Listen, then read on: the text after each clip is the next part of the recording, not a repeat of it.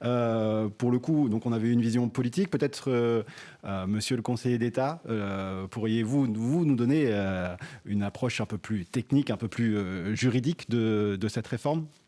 Alors, je vais vous donner surtout une approche de sociologie administrative, puisque notre rapport, donc il a été publié sur le site du ministère de l'économie et des finances. Donc, évidemment, je le présenterai. Mais je pense ce qui est intéressant pour personnes qui nous regardent, c'est ce qui n'est pas dedans. Et ce sont des éléments de contexte, alors que Madame la députée connaît bien et que Isabelle Falque-Pierrotin, je pense, découvre et vit tous les jours, qui est que, comme l'a rappelé Madame la députée, c'est un domaine dans lequel il y a énormément d'administrations qui interviennent, qui sont très fragmentées. Alors, la réforme a permis, on va y revenir, d'assurer une meilleure cohérence dans cette régulation et dans ces régulateurs. Néanmoins, voilà, les ministères ont souhaité, ce qui est compréhensible, garder un certain nombre de leviers. Et donc, voilà, il y a certainement encore des progrès à faire dans ce domaine. Je ne reviens pas sur le contexte général de la réforme que Mme Givernet vient de présenter. Je vous donnerai donc quelques éléments sur le contexte dans lequel a été lancée notre mission donc, de l'IGF avec l'appui donc, d'un membre du Conseil d'État. Donc j'ai fait ça avec deux inspecteurs des finances, Olivier Legal et Adrien Adac. Nous avons eu très très peu de temps puisque le gouvernement était évidemment pressé de pouvoir privatiser, ce qui supposait que tous les textes étaient adoptés à temps. Et honnêtement, ils l'ont été dans des délais assez remarquables. Je note d'ailleurs que le secteur des jeux, de ce point de vue-là, est assez, alors je ne sais pas si on peut dire exemplaire, mais remarquable en termes de rapidité, parce que la loi de 2010, je m'en souviens parce que j'étais directeur général du Conseil supérieur de l'audiovisuel à l'époque, et donc on avait été associé sur un des aspects. Pareil, la loi, ces textes d'application avaient été adoptés dans des délais absolument records. Et là, l'ordonnance et ces textes d'application et la mise en place de l'autorité nationale des jeux également ont été faits dans des délais records. Donc c'est une rapidité d'action administrative et politique qu'on aimerait voir dans d'autres domaines. Donc notre mission, après avoir rappelé le contexte, donc, je dirais un mot du diagnostic que nous avons posé, qui rejoint très largement, bien évidemment, celui qu'exprimait à l'instant Madame Givernet. Et puis donc les propositions que nous avons faites et les suites que le gouvernement leur a réservées. Et ce sera du coup parfait en termes de transition, puisque Mme Falque-Pierrotin nous dira voilà, ce que donne pour de vrai à l'épreuve de la réalité cette réforme. Donc notre mission, elle a été lancée au printemps 2018, concomitamment à la fois aux travaux de Mme Givernet, de sa proposition de loi et du projet de loi Pacte. Donc une première lettre de mission conjointe, donc le ministère de l'économie et des finances, le ministère de l'action et des comptes publics, nous a été adressée le 20 juin, en nous demandant nos conclusions pour le mois de septembre. Les autres ministères, donc c'est là qu'on arrive dans la sociologie administrative, les autres ministères s'en sont émus. Donc je pense essentiellement à l'intérieur et l'agriculture qui a été concerné, le premier par les casinos, le second par tout le champ des courses et le PMU. Et donc nous avons une seconde lettre de mission du 6 septembre nous demandant nos conclusions pour début septembre. Bon, c'est voilà, en termes de fonctionnement administratif, là c'était un peu moins heureux, et nous demandant donc de travailler en liaison avec un petit groupe de parlementaires, en particulier Madame Givernet, et en nous demandant de ne pas nous pencher sur les questions fiscales qui faisaient l'objet d'une réflexion par ailleurs. Alors, ce qui nous a beaucoup frappé en termes de contexte et je le disais, de sociologie administrative, c'est la très grande tension qui existait entre les différents services en charge de ce domaine, et un peu électrisé par la perspective de la réforme, dont ils avaient compris qu'elle serait quand même assez massive et que donc elle remettrait en cause des décennies, voire presque un siècle de pratiques. Et même au sein du ministère de l'économie et des finances, des tensions très vives entre la direction générale du Trésor et l'Agence des participations de l'État, qui évidemment voulait que la mariée soit belle, donc que la Française des Jeux ait voilà, à la fois un périmètre et une marge de manœuvre la plus large possible, de façon à attirer les investisseurs. Et puis de l'autre côté, d'autres administrations, et à commencer par la direction du budget, qui était partagée entre l'importance d'avoir quand même des ressources de privatisation et en même temps, étant l'autorité traditionnelle de tutelle de la FDJ,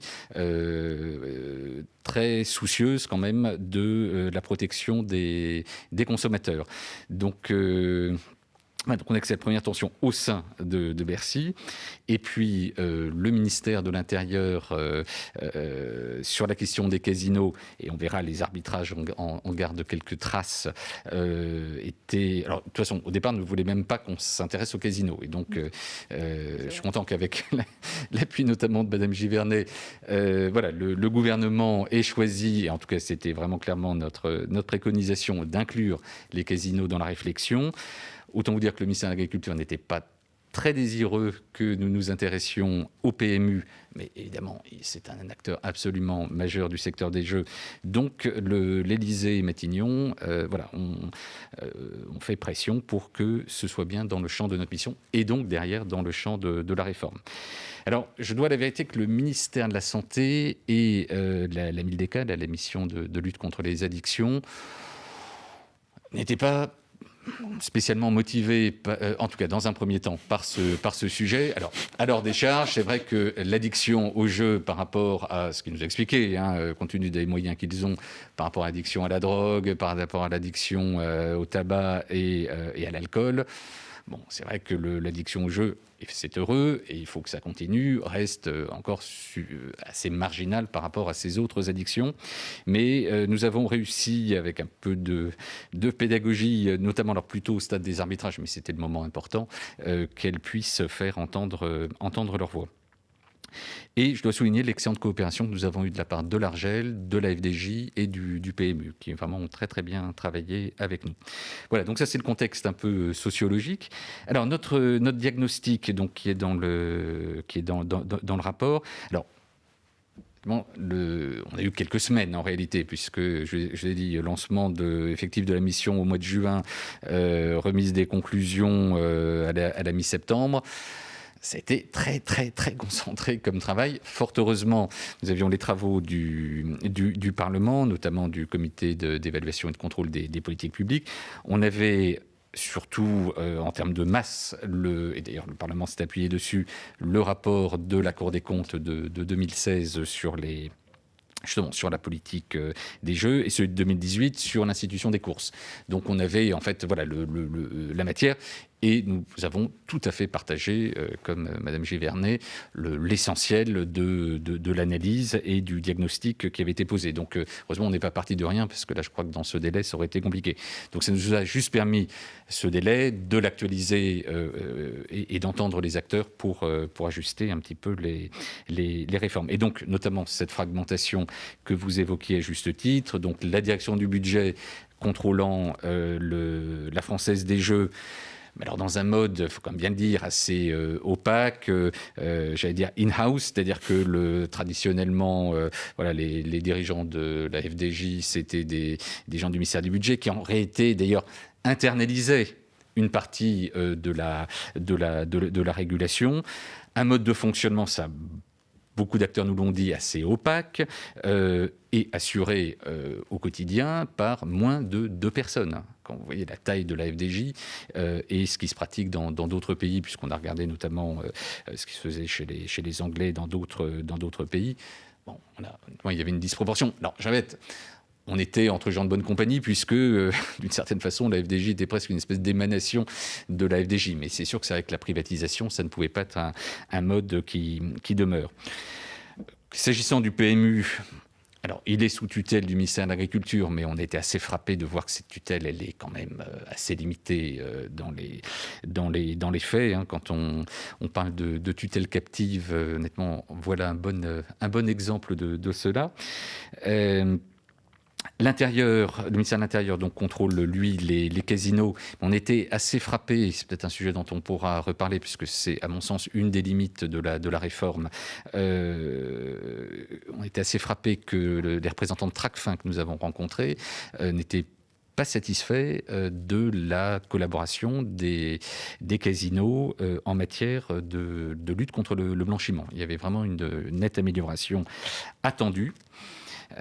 J'ai noté, je regrette, c'est un des très rares points sur lesquels nos propositions, j'y reviendrai, n'a pas été suivie.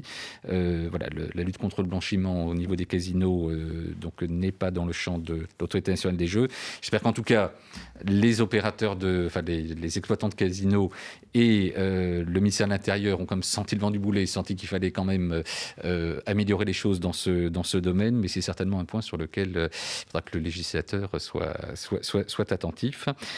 Et puis bien sûr la Rachel sur les jeux en ligne, dont honnêtement on a eu essentiellement dans les auditions qu'on a eues des compliments sur la façon dont ils ont mis en place cette régulation toute nouvelle à partir de 2010. Et donc je pense que c'est vraiment un socle très solide sur lequel l'Autorité nationale des jeux peut s'appuyer.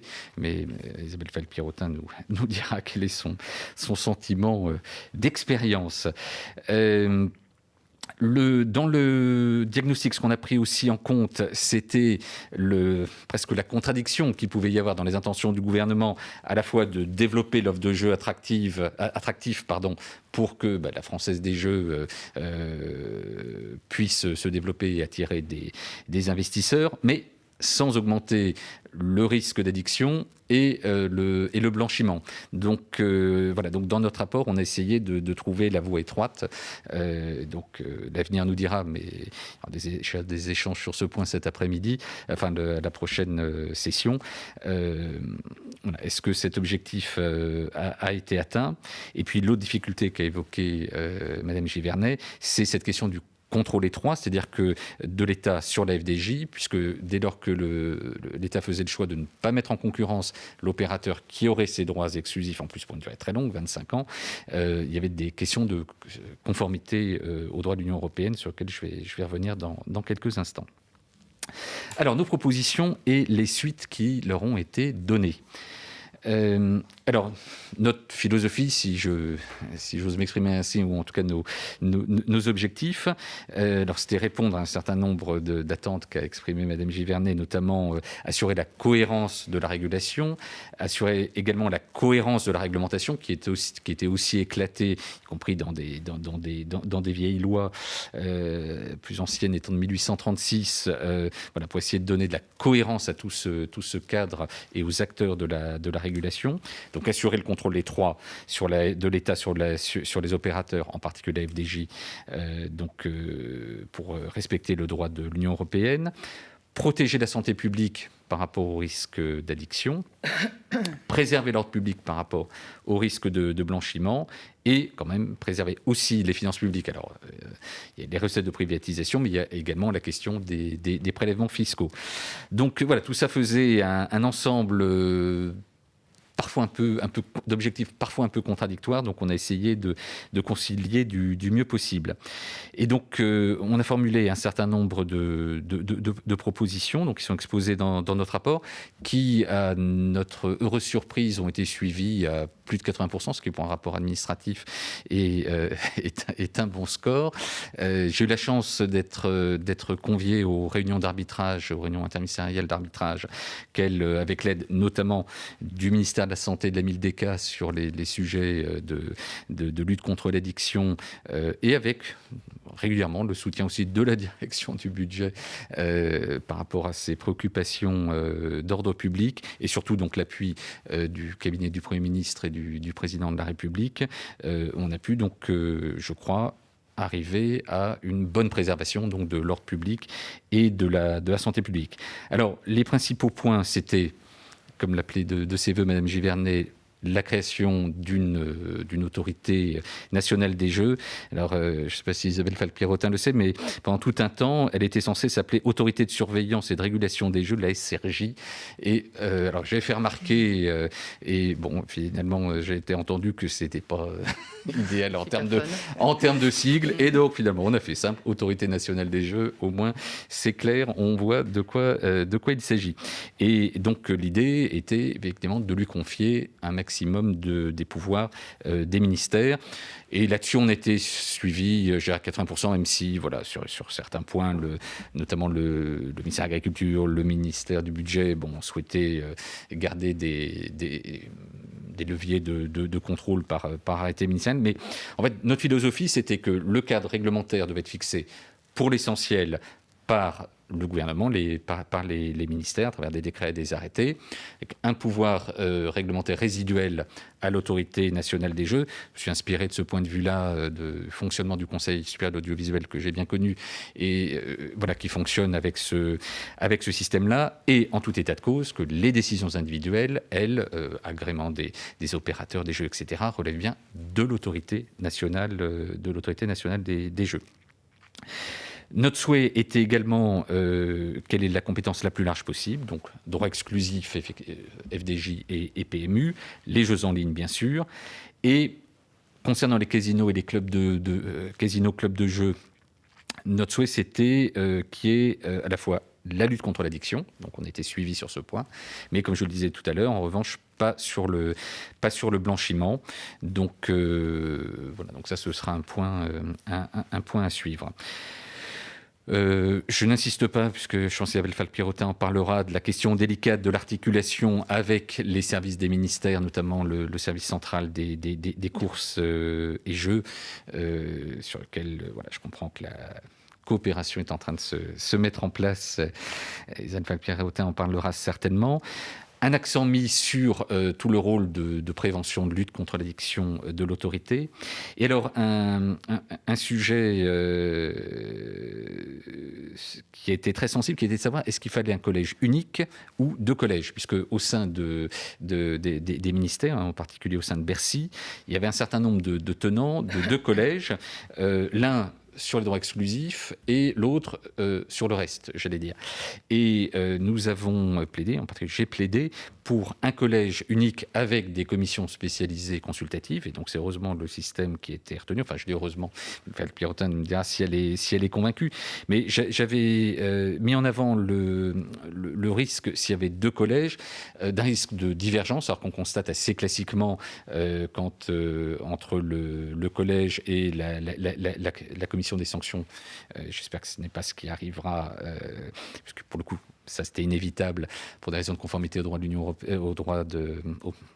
à la CEDH, d'avoir une commission des sanctions séparée. Mais donc, le risque, voilà, c'est d'avoir une régulation qui diverge. Alors qu'on voit bien que les problématiques, certes, il y en a des spécifiques aux droits exclusifs, mais ces logiques de lutte contre l'addiction, etc., sont quand même assez communes. Voilà, donc je n'insiste pas plus sur l'autorité. Sur l'aspect contrôle étroit de l'État, donc on a veillé à essayer de rester bien en conformité avec la jurisprudence de la Cour de justice de l'Union européenne, et notamment son arrêt The Turf de 2011, qui était appliqué au PMU par le Conseil d'État en 2016. Alors je dois dire que là-dessus, le gouvernement a fait ceinture et bretelles, comme on dit, puisque donc voilà, nous on avait proposé un certain nombre d'outils de contrôle, et je vois que le gouvernement a fait le choix, pour être sûr de ne pas avoir de difficultés par rapport à Bruxelles et à la Cour de Luxembourg. Donc, contrôle de l'autorité, convention cahier des charges approuvée par décret, le commissaire du gouvernement, approbation des statuts par le gouvernement, agrément par le ministre, alors on a proposé que ce soit l'ANJ, mais enfin, par le ministre des Finances des dirigeants, contrôle économique et financier, enfin, voilà, la totale. Donc, j'ose espérer que mais je sais qu'il y a une intervention à la prochaine session, donc nous verrons ce qu'ils en pensent, mais vraiment là, le gouvernement a joué de la sécurité. Et enfin, pour finir, donc renforcement, ça c'était vraiment quelque chose qui nous tenait à cœur au sein de la mission, renforcement donc de la préservation de la santé et de l'ordre public, donc avec des très larges pouvoirs octroyés à l'autorité nationale des Jeux, en s'inspirant notamment de son homologue anglais, et notamment quelque chose d'assez original. Alors je ne sais pas si l'autorité a déjà eu l'occasion de la mettre en œuvre, mais cette obligation pour les opérateurs de présenter une stratégie de lutte contre le jeu problématique, comme on dit, dans un cadre fixé par arrêté ministériel, et le devoir ensuite de rendre des comptes à l'autorité sur la mise en œuvre de cette stratégie annoncée, et la possibilité pour l'autorité de prononcer des prescriptions. Alors, qu'est-ce que peuvent être ces prescriptions potentiellement assorties de sanctions? Je pense que c'est un sujet auquel planche l'autorité. Même chose donc dans le domaine du blanchiment, donc sauf pour les casinos, pour les stratégies commerciales, qui sont un élément important du risque d'addiction.